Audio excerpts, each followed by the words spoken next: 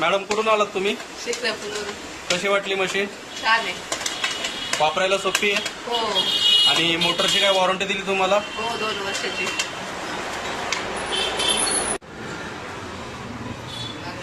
माझी मुलगी साडी होती लहान असताना. 19 किलोचा सिलेंडर बसेल एवढी जागा आहे. कच्चा माका ट्रे.